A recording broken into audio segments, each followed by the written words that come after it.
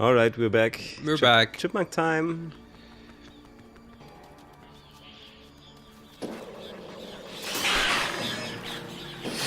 And you have the freaking birds all over the place.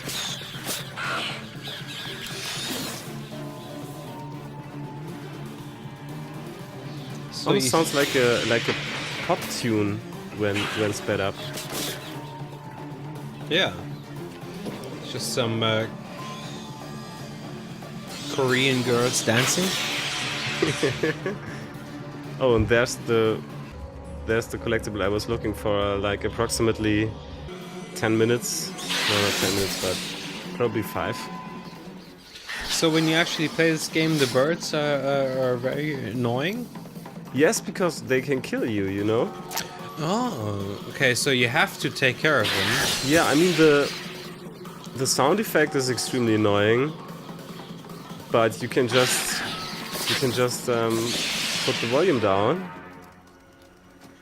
The problem is if you ignore them, they will kill you. So you have to point your flashlight at them when they are coming at you, because if they, especially in Nightmare, but even in normal, when they are coming at you like 6 times or whatever, they will kill you. And in Nightmare, it's half the amount of times, something like that. So, have you actually finished Nightmare? Yes, I've recorded the whole main game with 1,000 gamer points, all the collectibles. It was almost as if they'd been left for someone like me to So, use. what was what is your opinion about Nightmare? Nightmare is, if you really start to play this game like I did, it's really easy. You know, if you're taking long breaks, maybe it's not that easy, but I recorded the whole game in like 2.5 weeks. I mean, this is still quite a lot of time for the playtime, but you have to work and stuff like that.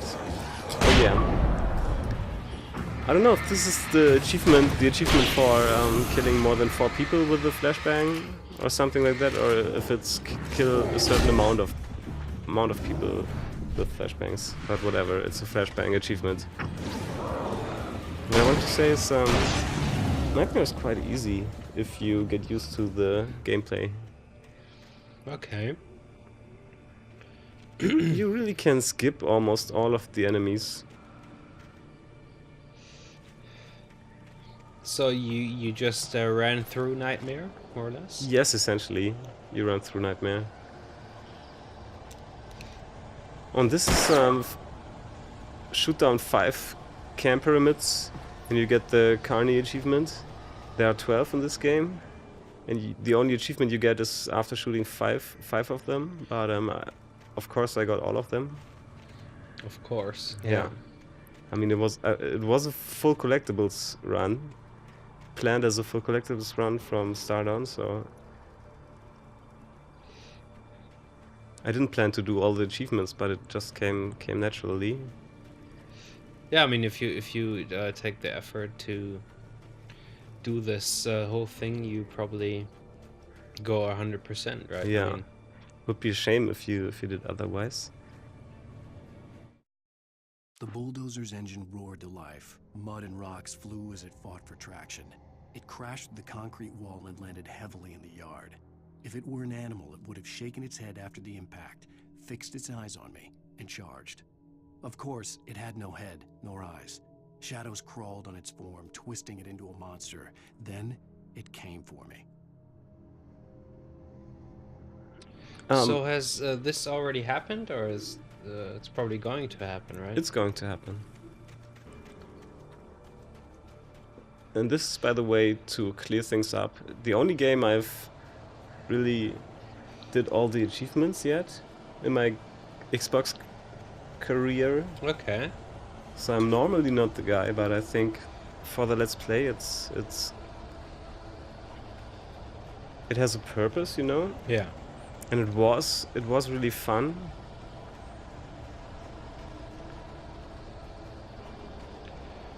It wasn't annoying at all. There were some parts that were kind of annoying, but I just stopped and played them another time, and it was fun. Sarah trusted her gut, and her gut said Agent Nightingale was an asshole. He felt wrong, and it wasn't just the smell of stale booze. It was in the way he flashed his badge, pulled rank, the look in his eyes when he wanted answers. Where was Alan Wake? What was this about an accident? Where was his wife? And most importantly, why did she let Wake go? He wouldn't answer her questions. Federal business was all he'd say. Why did she let Wake go? What does that mean? When she met him the first time, when he was at the end of episode 1 at Stucky's gas station, Yeah. she took him to the sheriff's office and they were talking. And then Barry came in and Dr. Hartman was there and he punched Hartman. Hello? And then he went. But they were Alice? talking about Alice? Sarah. And Sarah is the diner lady, isn't she? No, she's the Keeps me in the dark. sheriff. Please help me. I thought Alice was the sheriff. No, Alice is your girlfriend. Okay. Girlfriend. Something else. Looking out from behind Sarah is your the eyes. sheriff and Rose is the diner lady. Rose, Alice, I'm okay. here. I'm sorry. No, it's confusing. Yeah. I'm so alone here. It's all gonna go to hell. You need to It's be all careful. going to hell. Cooperate. The connection had been terrible, but that wasn't the only thing that hadn't been right with the call. She sounded wrong somehow, but she had called me. The pipe wrenched itself loose from the bridge's steel framework. Wrapped in darkness, it floated in midair, twitching. For a moment, I didn't understand what I was looking at. The heavy object lurched at me with impossible force. I threw myself out of the way, but just barely. When I turned my flashlight on it, it shook in a dark rage before it flew at me again. You have to remember a lot of names, and we have something like a week or more break between the commentary sessions, Yeah. so it's not easy to remember the right names. So there's something I don't get. Maybe you can clarify. I mean, when he ever reflects on, like for example, that call Yeah. he just got, but does he reflect on the manuscript pages he finds? No, not at all. So he finds these manuscript pages, which are like really strange because actually he wrote them. Or not at all is wrong, because he does reflect on them in episode 1, I think, and says they are either something like a horrible prophecy or just part of his imagination, or he did write the story and it became reality. He says something like these 3 options are there, and this is his only reflection Okay. on the manuscript pages, and from there on he just reads them and just takes them in,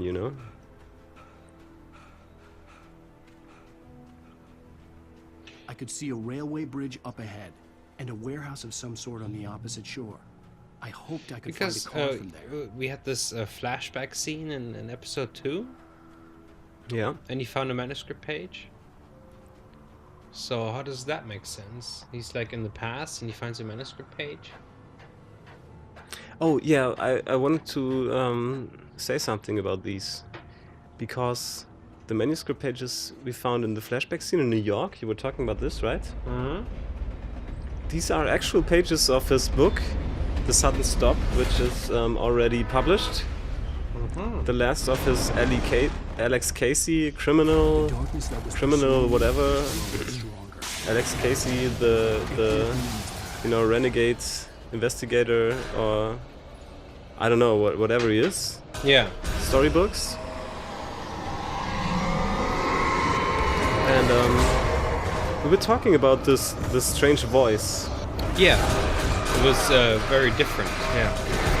Yeah.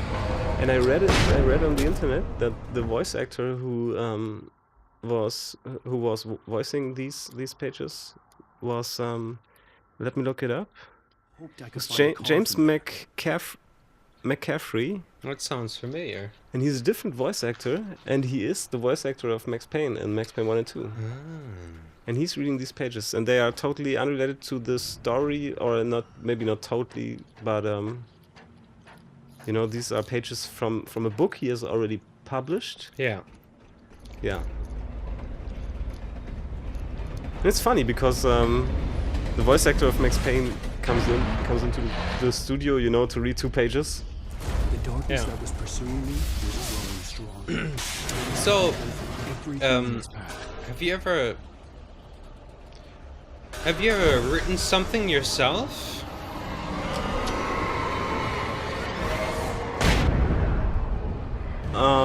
You mean like... Like fiction? Well, I'm actually thinking about it, but I don't find the courage to do it. Okay. I'm really bad at talking, I know this, and it's probably bad for a Let's Play, but I think I'm a lot better at writing, but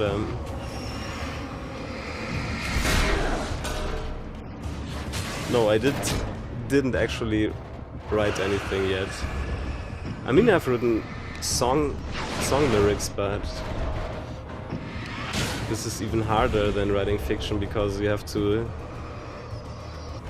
be concerned of the rhythm and the musical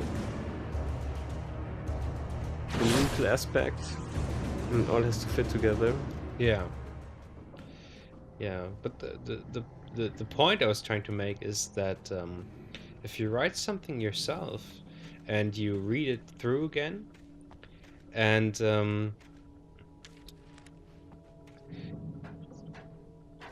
As a teenager, just starting to get interested in writing, Stephen King had been a source of inspiration to me. I thought about all the inanimate objects that had come to life in his books. No one is safe in a good horror story. Certainly not This is the first time. protagonist. That's what makes them fun. This was anything but. that's The darkness could possess. that's actually anyone. something I It was like getting closer. about Stephen King novels, which I haven't really experienced this with other authors in that kind of way. That you actually have a lot of books without a happy ending. Yeah. But I was going to say something else, that if you write fiction yourself and you read it afterwards, you always kind of imagine it in your head, in your mind, as something out of character. So you choose a different narrating voice in your head. I see, yeah. Out of And, character, you mean in character. of course, in Yeah. character, not out of character. And it's kind of funny because in the flashback he was reading he had his own book which he published, Yeah. and it was voiced by a different character. And all the manuscript pages we found, Alan Wake has found, are read in his own voice, Yeah. which could imply that the story he's living through is actually not the one he made up himself. Oh, I see you. I see what you're getting at. So yeah. he's like a character in a story. But I mean, he wrote about himself in these manuscript pages, so it makes sense in a way that he's reading them in his own voice, because he himself is a character in these manuscript pages. Yeah, which would imply he's a character in a story that is written, which is like a story in a story. Yeah. I don't know if that makes sense, but I would guess maybe that he's we had this bipolar theme earlier, Yeah. that he actually imagined a story where he's himself is part of it, Yeah. and he can't really distinguish between reality and story anymore. Yeah. It still we would have make sense, definitely. Yeah. We have a new Outer Limits. No, Twilight Zone. Outer Limits, yeah, I this love is that something show. that, I love that show. reminded me of this thing too. Yeah, you're right, Too Outer often Limits. The stars are right. In Night Springs. Tonight's episode, a family occasion. Journalist Alvin Derleth's trip to study the local customs of an insular community in Night Springs has been less than successful. Until tonight. Well, I'm glad you changed your minds about this. Ancient customs, local mythology. My editor loves this kind of stuff. Well, Mr. Derleth, we don't want to feel like we're on exhibition, but you have demonstrated the seriousness of your intent. Oh, I am serious. Really, just do your thing. I'll stay out of your way and observe. Actually, I thought you could assist us. I'm afraid we are a man short. It would provide you with an intimate perspective. Could I really? Of course, Mr. Derleth. Well, I guess that's the least What would I have to do? Oh, here. Let me show you with a kiss.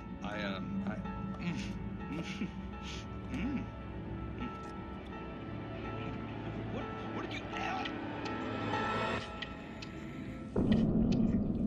Oh, Mr. Derleth, but well please Nixie Perka, the dweller in flesh. Your body shall host his 1,000 young, and home shall be glory.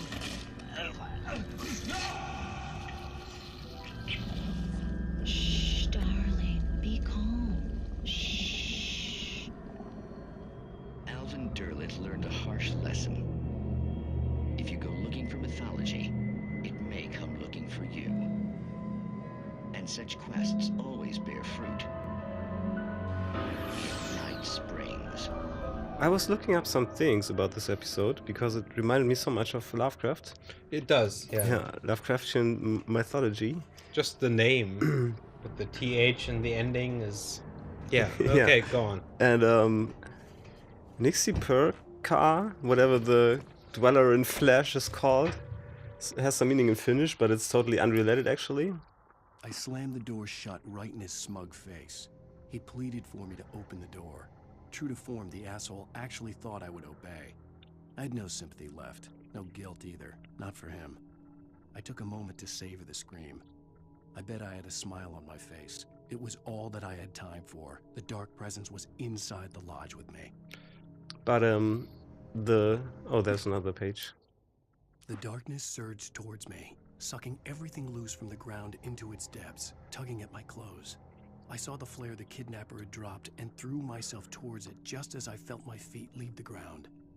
The darkness embraced me with the force of a tornado. Somehow I managed to light the flare. The darkness roared and cast me away. I fell toward the dark waters of the lake Before you far continue, below. did you notice that the dark presence was written in capital letters? No, actually not. Which means the dark presence is like a person, right? I mean, because if you would write in English the dark presence something, You mean the first letter? First letters? Yeah, the first letters, Okay, yeah. yeah. You're right, yeah. yeah, continue on about.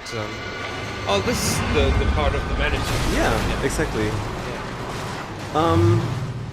What I found out when I googled Derleth as a name, the name of the journalist in the TV show we saw right now, that there was an author called August Derleth, and here's what I read about him. After Lovecraft's death, August Derleth based a number of stories on fragments written by H.P. Lovecraft and published these as posthumous collaborations with H.P. Lovecraft. That's some awesome trivia. Yeah. And people... I think there was one thing of the show, because I overinterpretate all the time. Overinterpret? Whatever. English. Whatever, yeah. Such Such an easy such language. a wrong foreign language. And the one sentence was, if you search for mystery could find you first. Yeah, that's a good language. Not language, but Sentence. Yeah, because it's the thing. What I thought it was like these people who go for ghost hunting. And Of course stuff, they and will stuff find like it. that. If they Yeah, of look cou- too hard, Yeah, if they look too hard, they will find. they will see it in every detail. Yeah, and this is kind of a Lovecraft thing too, because you have one of the main themes from Lovecraft is like insanity, Yeah. going insane. Or on the, you know, on this threshold to insanity, being Yeah, very close to insanity. yeah, which is like Alan Wake probably. Yeah. Yeah, You couldn't have said it better. Yeah. yeah. This is where you should be at this point, in terms of collectibles. If you're playing along. So you're driving again now, or? Yeah, I think we should take a break after the cutscene. Okay. Yeah, we're like 1 hour in now. Yeah. I had never been this glad to see the sunrise. I had a couple of hours to get to the coal mine. This is the end of chapter 1 of episode 3.